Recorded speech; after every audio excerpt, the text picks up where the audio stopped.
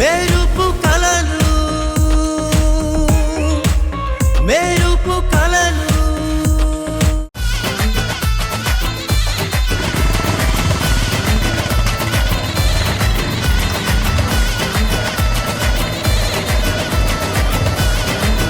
ఒక నిమిషం నిత్య.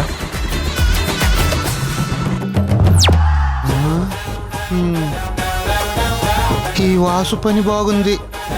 నేను కట్టుకున్న ఒక్క భార్యతోనే బాధలు భరించలేకున్నానంటే నిన్నటి వరకు సమిత్య మేడంతో మేఘాలలో తేలిపొమ్మన్నది, తుఫానుల రేగి పొమ్మన్నది అని పాడుకొని ఇప్పుడు నిత్య మేడంతో హాయ్ రే హాయ్ జాంపండు రోయ్ అంటూ ఇప్పుడు బైక్ మీద దిగుతున్నాడు. దేనికైనా అదృష్టం ఉండాలి, లేకపోతే ఒక కంపెనీ సీఈఓ ఒక ఎంప్లాయ్తో బైక్ మీద రావటం ఏంటి? హే, అదేంటి, నేను నీకోసం కార్ బుక్ చేశాను కదా, అయినా నువ్వు డొక్కాటోలో వచ్చావు. ఏంటి నాది డొక్కాటోనా? సారీ భయ్యా, సారీ. అడుగుతుంటే సమాధానం చెప్పకపోను, కనీసం చూడకుండా వెళ్తున్నావేంటి? ఓహో, నాతోనే మాట్లాడుతున్నావా? ఇంకా నువ్వెవరితోనో మాట్లాడుతున్నావేమో అనుకున్నాను. అదేంటి ఏదోలా మాట్లాడుతున్నావు? నేను నీతో కాక ఇంకెవరితో మాట్లాడతాను చెప్పు. నాకేం తెలుసు? కొత్త కొత్త పరిచయాలు, కొత్త కొత్త అలవాట్లు నన్ను మర్చిపోయేలా చేసాయేమో, నువ్వు మారిపోయావేమో అనుకున్నాను.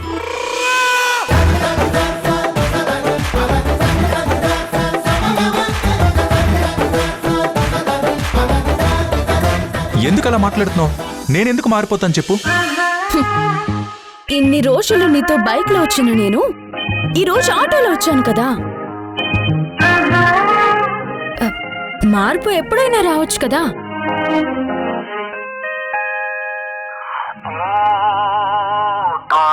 పాపం నిత్య బైక్ మీద వస్తా అనేసరికి నేను కాదనలేకపోయాను, అందుకేగా కార్ బుక్ చేశాను. కానీ నువ్వే ఆటోలో వచ్చావు. ఎందుకులే, మళ్ళీ కారు అలవాటైతే రోజు కార్ బుక్ చేసుకోలేను కదా, అందుకే ఆటోలో వచ్చాను.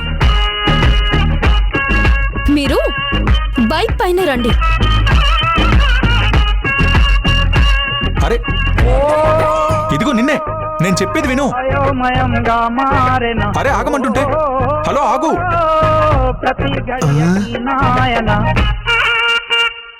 ఆగు. సమిత్య మేడం ఏంటి అంత స్పీడ్గా వెళ్తున్నారు? అసలే మేడం డిస్క్ దగ్గర తడి తడిగా ఉంది. అంత స్పీడ్గా వెళ్ళారంటే కింద పడిపోతారు. ఎలాగైనా మేడం కింద పడకుండా ఆపాలి. మేడం, అరే నా మాట విను. అరే ఎందుకంత కోపం? చెప్పేది నీకే, కొంచెం నేను చెప్పేది వింటున్నావా? హలో మేడం, కొంచెం నా మాట విను. మేడం,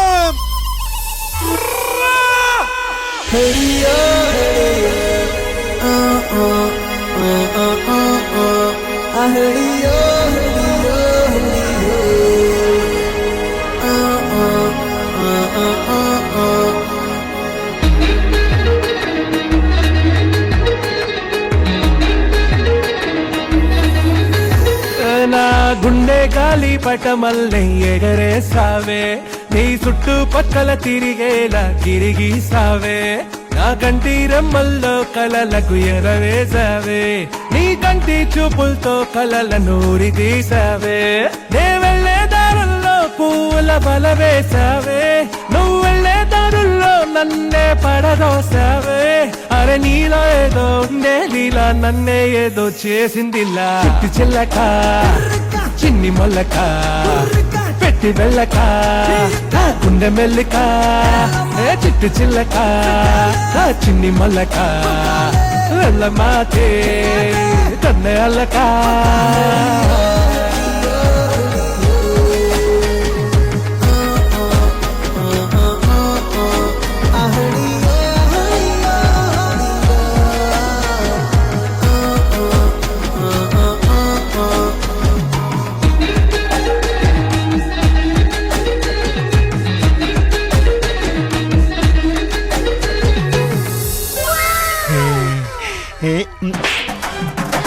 అబ్బా,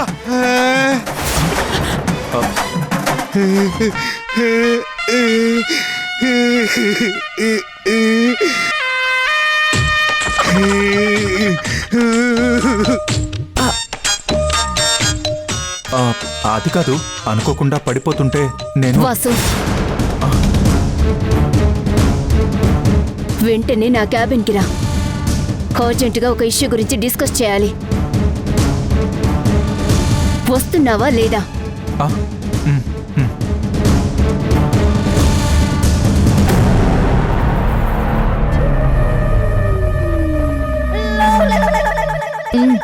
ఓ అసలే మొదలు కాని కథ కంచి చేరెనుగా ఇంతలోనే రామా. అరెరే ఇంతి లేనివో ఇంటి వాడి కథ రాసినాడు బ్రహ్మ. వినబడుతూ పిలుస్తుందిగా మీ మేడం. వీడికి ఏంటి ఇంకా నా మొహం చూస్తావేంటి? వెళ్ళు. చూపించక మలిచావే జన్మ. చూడని అరే వెళ్ళవయ్యా, వెళ్ళు. సుడిలో పడసేనా తిరిగిన ఆ చోటే తిప్పిందా ఇది పతి సంసారమా. ఒరే జీవుడా తెలవారెరా మొదలెట్టరా జర నీ నటనా. ఓ సుందరా నీ లెక్కలన్నీ తలకిందుగా అయిపోయేనా.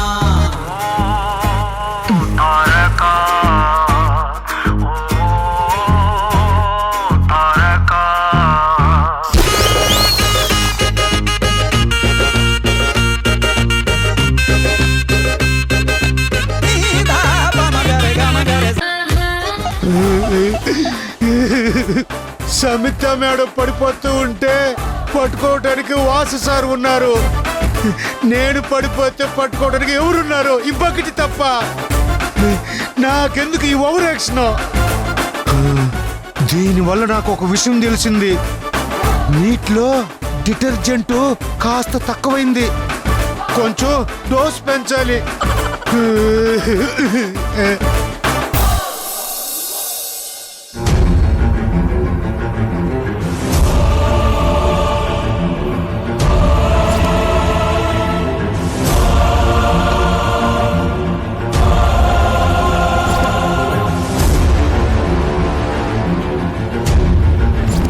మీ అబ్బాయి బైక్ లేకపోతే ఏంటి?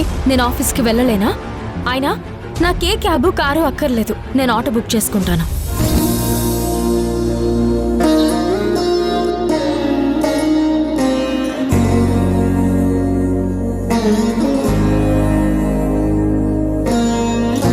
అత్తయ్యా, అత్తయ్యా, అత్తయ్యా,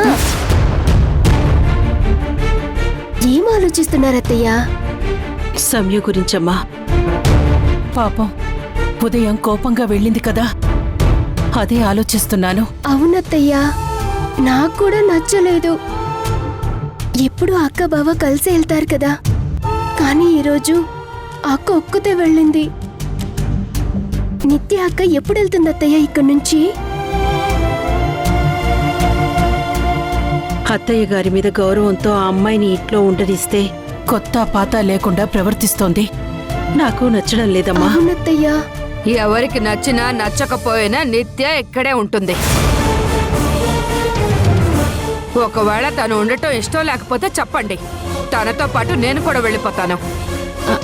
అది కాదత్తయ్యా, ఉదయం నిత్య వాసు బైక్ మీద వెళ్ళటం గురించి మాట్లాడుకుంటున్నాం. మీరు ఎవరి గురించి ఏం మాట్లాడాలనుకుంటున్నారో నాకు అంతా అర్థమైంది. ముందు మనం బాగుపడాలంటే పంపించాల్సింది నిత్యాని కాదు, ఈ ఇంట్లో ఉన్న ఈ మందని.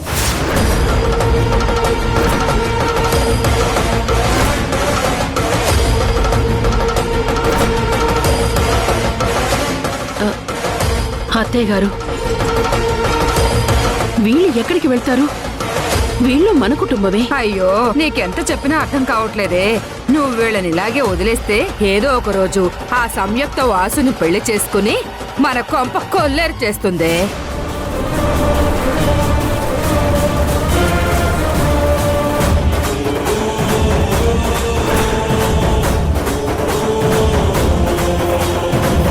ఆ తర్వాత నువ్వు ఎంత ఏడ్చి మొత్తుకున్నా ప్రయోజనం ఉండదే. ఎందుకు చెప్తున్నానో అర్థం చేసుకో. లేకపోతే ఏంటి, ఒక పూట నా మనవడు బండి మీద తీసుకెళ్ళలేడని చెప్పేసి ఎంత కోపం చూపించింది. అయినా విత్తు ఒకటైతే చెట్టు ఒకటి అవుతుందా? ఇంకా ఆపుతారా?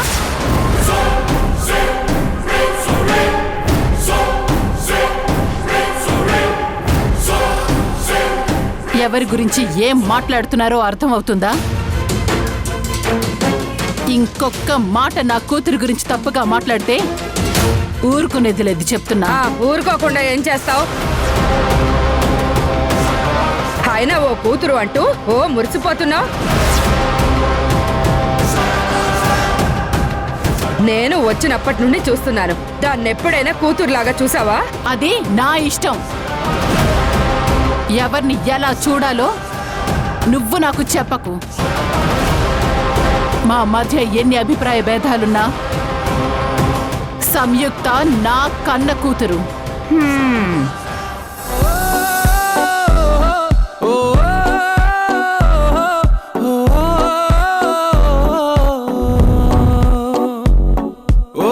తనని ఎవరైనా ఏవైనా అంటే అస్సలు ఊరుకునేది లేదు.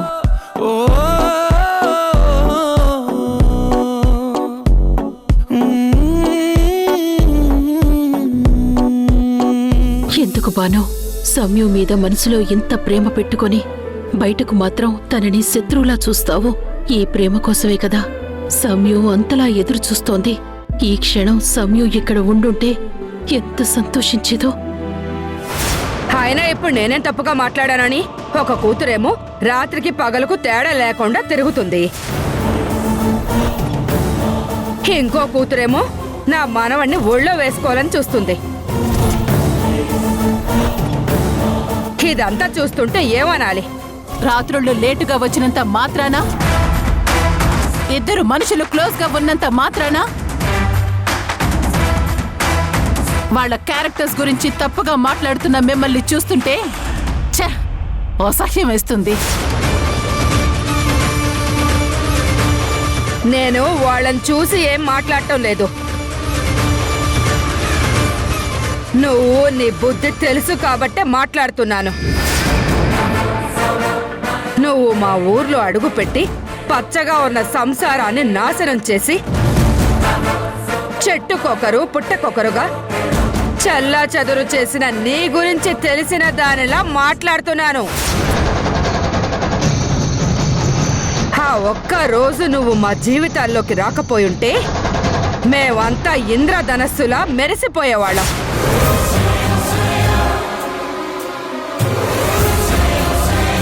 నీ వల్ల రాక్షస మబ్బులు కమ్ముకున్న చంద్రుడిలా మసక బారిపోయాం. ఎప్పటికీ ప్రాణాలు అరచేతిలో పెట్టుకుని భయం భయంగా బతుకుతున్నాం. అత్తయ్య మీకు దండం పెడతాను. ఎప్పుడో జరిగిన విషయాలు ఇప్పుడెందుకు మాట్లాడుతున్నారు? వదిలేయండి అత్తయ్య.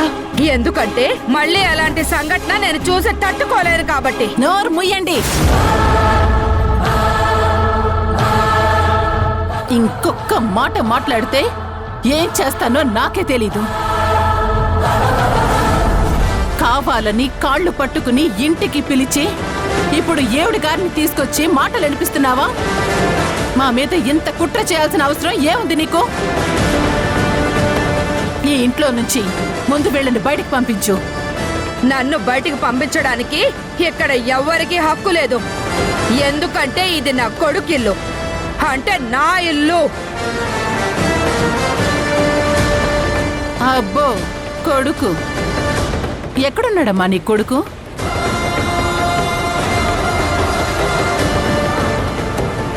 ఎప్పుడో ఓ కొడుకు పుట్టగాని సంసారాన్ని సరిగ్గా చూసుకోలేక చేతకాని వాడిలా పారిపోయాడు.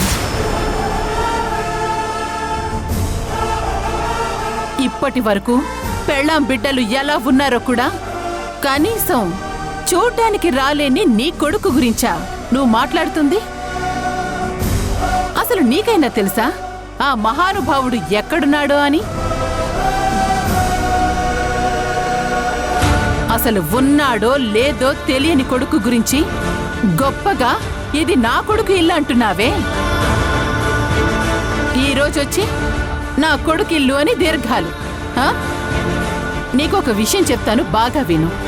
భార్య బిడ్డల్ని రోడ్డు మీద జాలి లేకుండా వదిలేసి వెళ్ళిపోతే నాకు తెలియకుండా వాళ్ళని చేరదీసి వాళ్లకు ఇల్లు కట్టించి ఆదుకున్నది నా భర్త.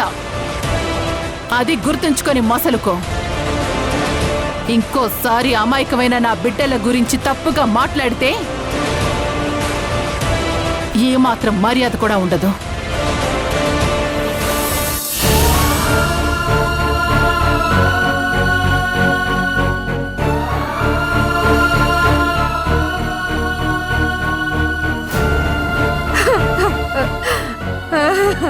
అయ్యో అత్తయ్య, ఏడవకండి అత్తయ్య, ఊరుకోండత్తయ్య, ఊరుకోవే. రాక రాక ఇంటికొస్తే నన్ను ఎన్ని మాటలు అనిపిస్తావా? అసలు నా కోడలువేనా? అంతేలే, నా బంగారమే మంచిదైతే నాకెందుకు ఇన్ని అవమానాలు జరిగేవి? నా కొడుకు ఏం బాధలకు ఎటు వెళ్ళాడో తెలియక నేను అల్లాడిపోతుంటే నన్ను ఇన్ని మాటలు అనిపించి అవమానిస్తావా?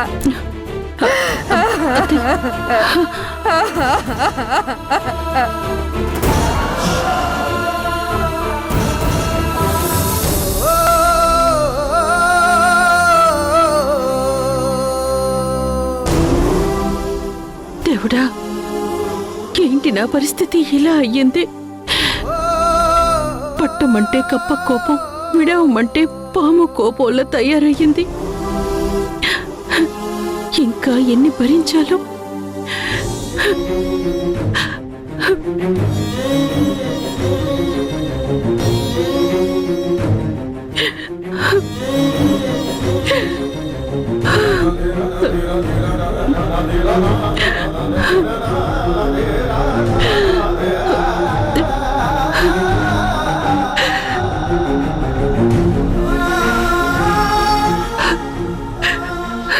అత్తయ్య ఊరుకోండి, ఏడవకు.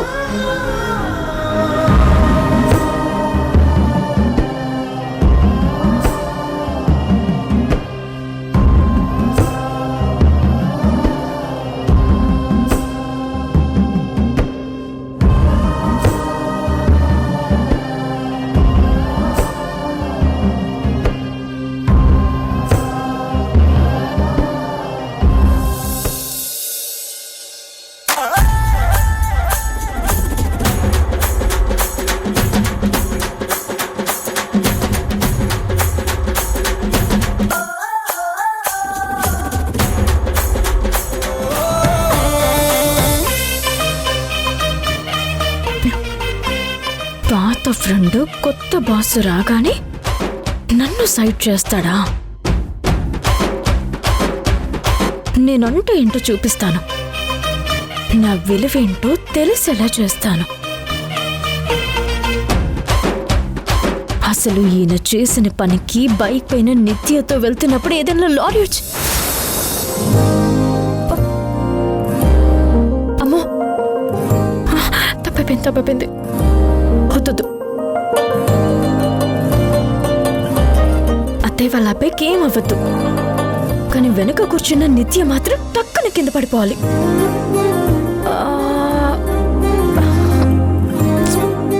పాపం, తను కూడా పడిపోకుండా ఇంకోసారి బైక్ ఎక్కాలన్న ఆలోచన రాకుండా ఉంటే చాలు.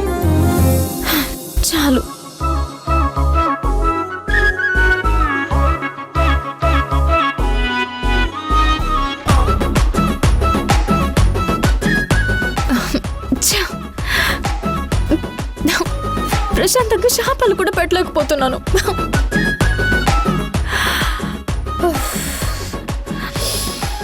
సంయుక్త, కాన్సంట్రేట్.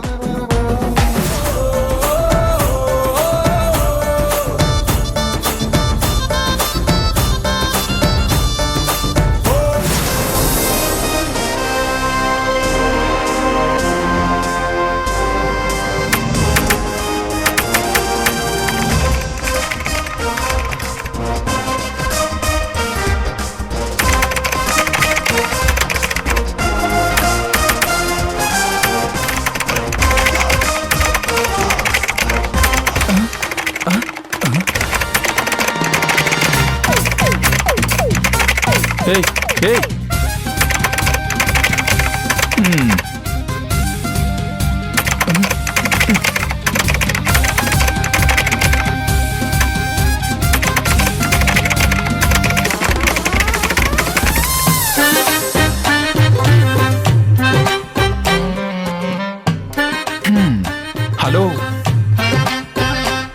యాక్చువల్లీ ఏం జరిగిందంటే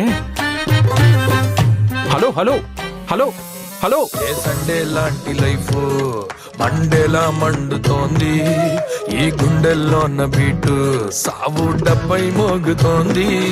గ్రహచారం జిల్లాల గదిలోకి దూరింది, దురదృష్టం అరే నేను చెప్పేది విను. మన్లా దుంపంతా పెంచింది. అయ్యో పాపం సారు ఎట్టా బుక్కయ్యారు, లారీ గుద్దిన ఆటోలో దెబ్బైపోయారు. ఏయ్, ఏయ్, నా అరుపు నీకు అర్థం కావట్లేదా? పిలుస్తుంటే నేను మాట్లాడుతున్నాను కదా, నా మాట విను. నీకు అసలు ఏమైంది చెప్పు. ఇదిగో తీసుకోండి. ఏయ్, ఒక్క నిమిషం. అరే నేను చెప్పేది అర్థం చేసుకో. ఒక్క నిమిషం ఆగు, అర్థం చేసుకో. అరే నేను చెప్పేది విను, ఆగు.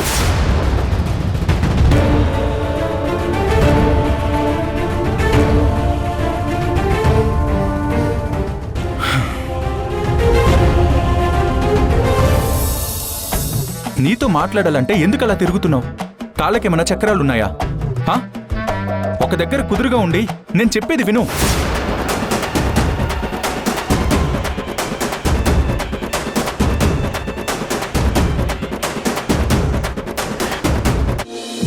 ఏయ్, కూర్చో కూర్చో.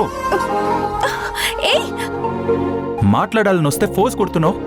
I'm sorry, I'm sorry, I'm sorry. Please, I'm sorry. నవ్వుతున్నావు నవ్వుతున్నావు.